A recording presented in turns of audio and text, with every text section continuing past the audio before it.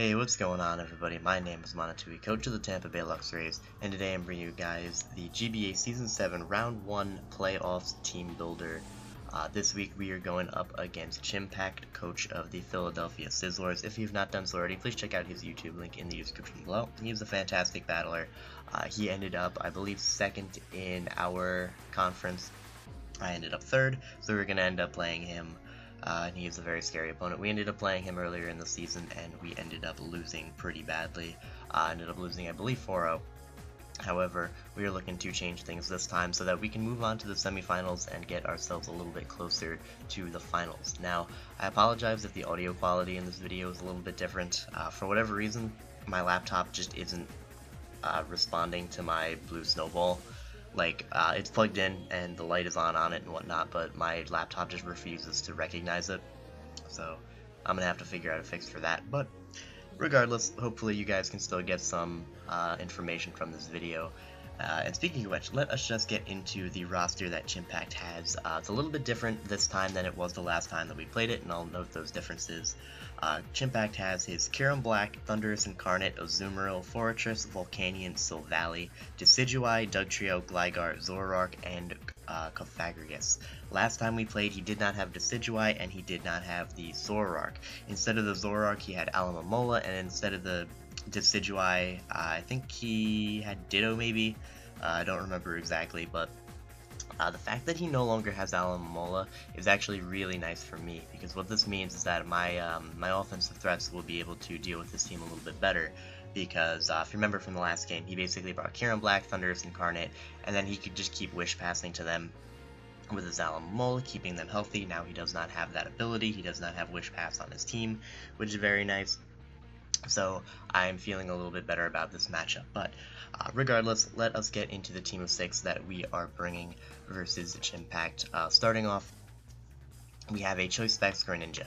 This is a set I thought about bringing last time, but I wanted to be able to change up my moves. This week, however, he really has no good switch into this Greninja. Like, Specs, Dark Pulse, KOs pretty much the entirety of his team except for the Azumarill, and with the for the Azumarill we do have the Gunk Shot, as you can see there, which can 2-KO any form of Azumarill except for Kebia Berry, which is very nice. And then other than that, nothing really wants to switch in on Dark Pulse. Like, Kyurem doesn't want to switch into it, Thundurus doesn't want to, not Forretress, not Volcanion, maybe some type of Silvally, but even then it's going to be tough for him. Decidueye obviously doesn't, Dugtrio doesn't want to switch in on me, Gligar can't switch on me, Zoroark can't switch on me, and obviously Cofagrigus can't switch in on me, so this is a very big threat to his team. It outspeeds, I believe, the entirety of his team. Yeah, the fastest thing that he has is Dugtrio, and obviously this outpaces that, which is very nice. After Rocks, I'll be able to knock out the Thundurus with Hydro Pump 100% of the time. If he's naive, I believe Dark Pulse has a chance to kill. Volcanion is 2-KO'd after Rocks with Specs Dark Pulse, which is really nice. Just everything on his team takes a lot of damage from this Greninja. I do have Hydro Pump there for the extra power. Like, I can hit the Thundurus a lot harder if I need to. I can hit maybe the Silvally a lot harder if I need to. Obviously, I hit the Gligar super effectively, the Zoroark very hard, and I can OHKO that thing, which is nice. But Dark Pulse is the move that I'm going to be spamming the most. We also have Ice Beam on there. That's just to hit the Thundurus super effectively. I can guarantee an OHKO onto that thing, which is very nice. And Ice Beam is a nice safe move versus Gligar, and I'll be able to hit that thing with an Ice Beam and knock it out. And then Gunk Shot, like I mentioned, is for that Azumarill. So that is going to be our Greninja. Let us now move on to the next member of our team, and that is going to be our Miltank. So as you can see, we're not running Rocks on Miltank. I wanted to run Rocks, but I needed these 4 moves. I need Recovery and Milk Drink. I want Body Slam for the stab, as well as being able to hit things as hard as Miltank can hit things. And then I really wanted Ice Punch so that I can hit the Thundurus, which is going to be very nice, but a big one is to hit the Gligar as well as hit the Decidueye. I'm not going to be doing too much damage to the Gligar, but if I knock it off with something like my Bisharp, I'll be able to, I believe, to KO it, and if not, I'll come close. With Ice Punch, I'll also be able to hit the Decidueye, which is very useful. Again, not doing too much damage to that thing, but with the Toxic, I'll be able to wear that thing down, which is going to be very, very useful. Toxic is also there to deal with the Kyurem Black, deal with the Thundurus, pretty much anything in his team, bar the Forretress, as well as the Gligar, which are obviously immune. Now, as you can see, we are fully specially defensive. That's just so that I can take on pretty much any form of Kyurem that he would want to bring. Like, if he's especially offensive with Ice Beam, I can take that hit very well, even if he has Specs. I don't want to switch in on Draco Meteors necessarily, but I don't think he'd be choice locked into Draco Meteor when I have things like Jirachi as well as Florges, which is very useful. If he's not a boosting item, like if he's sub with leftovers, he won't be able to kill me with anything but Focus Blast, which is very nice, or possibly an Outrage, but again, if he's locking himself in Outrage, I do have responses to that, being Florges and Jirachi. This is just a very useful Pokemon versus his team. It can switch into, like I said, the Kyurem Black. It can take one hit from the Thundurus, which is nice. It can take a hit from the Azumarill and fire back an attack. It doesn't really deal with the Fortress, unfortunately. That was part of the problem with Miltank. Like, I wanted to run Fire Punch instead of Ice Punch, or instead of Toxic, but I really couldn't afford to versus his team, because then if I don't have Toxic, I lose to like a Fagrigus. Then if I don't have Toxic, I don't really do much with the Volcanion, which kind of sucks. But regardless, I think this is the best 4 moves versus this team, and you're going to see a little bit later I do have other ways in dealing with that Fortress. So that's our Miltank, especially defensive, mainly there to deal with the Kyurem, but it can also do a couple other things as well. Next up, we have a very big offensive threat versus his team, and that is going to be our Florges. Now, this set I did not come up with all on my own. If you guys don't know, I have a good buddy of mine, K2, Kyle, who sometimes helps me build my teams, or I'll just build the team myself and then send it to him, let him get an opinion of it, and he'll tell me his opinion of it. After the first game versus Chimpact where I lost, this was a set that he was like, yo, you should have brought this, it would have been a lot better for you in that game. And I totally agreed, and I decided that I would bring it against him versus for him. I decided I would bring it against him in the next game if we ended up facing off in playoffs, and here we are. So this is a set that's been in the works for quite a long time at this point. Moonblast is very spammable versus his team. His only real switch-ins to it are going to be his Volcanion as well as his Fortress, and even then, neither of those things have recovery. Fortress does not have the best Spadef in the world. Volcanion is weak to Rock, so if I'm able to get Rocks up, I will be able to whittle that thing down very easily. You can only maybe switch into 1 Moonblast and 1 Rock switching, which is very nice. Then we have Hidden Power Fire, that's obviously just for the Fortress, and then we have Energy Ball just in case he decides to bring the Azumarill. I can hit that thing a little bit harder. Energy Ball also hits the Volcanion a little bit harder than Moonblast does, which is very nice. And it's a decent neutral move versus his team. Like, his team doesn't necessarily appreciate grass type attacks, like Doug Trio. Obviously he takes it super effectively, although Moonblast has a chance to knock it out anyway. Energy Ball is a guaranteed OHKO if I get that opportunity, which is cool. And then we have Wish on there. I don't necessarily need Wish, but I don't really need any other coverage. Like, Florges' move pool is good, but again, I didn't really need any other coverage. Like, I don't need Psychic this week. I don't need, like, Hyper Beam or something like that, so decided to just go with Wish in case I needed to sack this thing off. I can go for a Wish, die, switch into something else, and then pass that Wish right into that thing. So that is our Florges. Oh, as you can see, I guess I'll get into why we're Scarfed. Choice Scarf Florges is really nice because assuming he is not Scarf Kyurem and not Scarf Thundurus, it will be able to outspeed those two things and hit them very, very hard. Kyurem, after rocks and a little bit of other damage, I can knock it out with a Moonblast. Also, unless he is a boosting item, he will not be able to knock me out with Iron Head, which is very, very nice. With the Scarf, I will be able to outspeed any form of Volcanion, which is really useful. I'll be able to outspeed any variant of Decidueye, which is very useful. I'll be able to outspeed a Doug Trio that is not invested, or I'll be able to outspeed a non-Scarf Doug Trio, which is very nice, and hit that thing very hard. I'll be able to outspeed Zoroark that is not Scarfed and knock that thing out, so this has a lot of potential versus his team. Again, Fairy is pretty spammable versus his team, and being able to have a fast, strong Fairy is going to be very, very useful because it'll be able to put in a lot of damage versus his team, and hopefully I can pick up a little bit of a sweep towards the end if I weaken his Kyurem a little bit, weaken his Thundurus a little bit, weaken his Abzu a little bit. You know, I need to get most of these things around 50%, and then I'll be able to deal with it. And if I'm able to get up rocks, and if I'm able to use my Pokemon effectively, hopefully I'll be able to do that. So that is going to be our Florges, Scarf Florges. Really looking forward to using this thing. Next up, we are bringing our Jirachi. Now, one of the biggest mistakes that I made versus Chimp the first time around is that I did not bring Stealth Rock versus him. Like, hit the two biggest offensive threats on his team. Kyurem Black and Thundurus Incarnate are weak to rocks, and I didn't really have good ways to deal with them. They can kind of switch in and out freely because I didn't have Stealth Rocks on this team. However, I'm not going to make that same mistake. We have our Jirachi here. Iron Head, Fire Punch, Stealth Rock, and Healing Wish. Yes, I am missing out on coverage to hit things like the Gligar. I don't have a good way to hit the Volcanion. I don't really have a good way to hit the Azumarill, or even the Thundurus, really. But I need Stealth Rock this game. 100% needed. The Kyurem hates it, the Thundurus hates it, the Volcanion hates it, and he doesn't really have any resist to rocks except for the Dugtrio, which is extremely frail anyway. And if I get rocks up, it can be very useful to possibly break a sash on that thing. And with rocks up, I believe Moonblast from Florges is a guaranteed KO. So, very important to have rocks on there. Iron Head, Fire Punch are the coverage moves that I decided to go with. Iron Head for stab as well as flinch potential, being able to hit the Kyurem super effectively, which is very nice, being able to possibly flinch down the Azumarill. And then Fire Punch is just there for that Fortress. Fortress is going to be more than likely be his hazard remover, so I want a good way to be able to deal with that thing. He could bring Defog on Gligar, but I don't think he's going to do that because then he has to run Hyper Cutter, and then I can poison him with my Miltank, or possibly even my Mantine, which does have Toxic on it as well. Then the last move, as you can see there, is Healing Wish. That is going to be very useful because I'm bringing a relatively offensive team this week.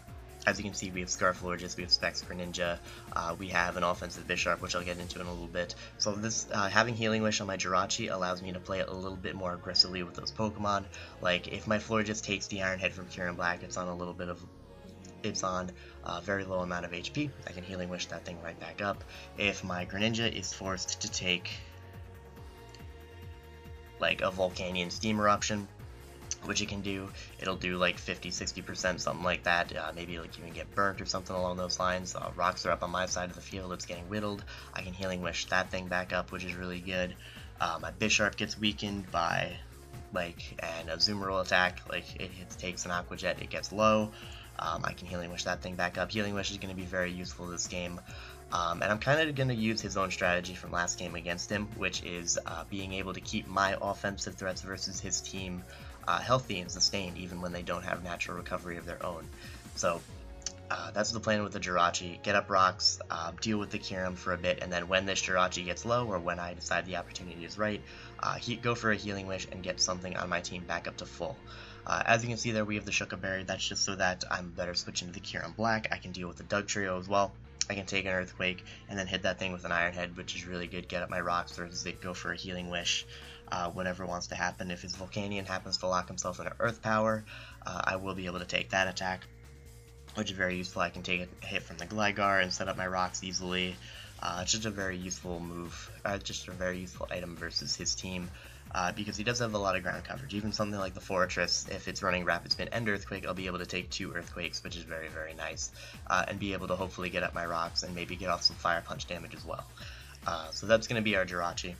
Once again, very useful Pokemon versus his team. Going to be more of a supportive Jirachi, but with the rest of my offense on this team, I don't think I'm going to be needing more of an offensive Jirachi. With that being said, let us now move into another piece of our wall court, and that is going to be Mantine.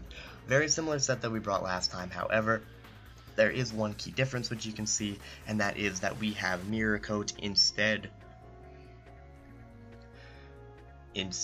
of Hidden Power Rock.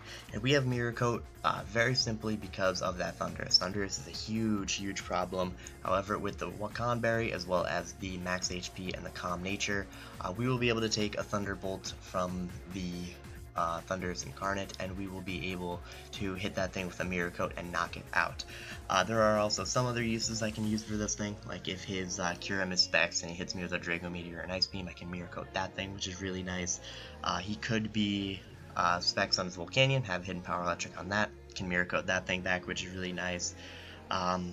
Maybe like a Silvally Thunderbolt or something like that, Zoroark, Hidden Power Electric, or just regular Dark Pulse I can Mirror Coat, which is really nice.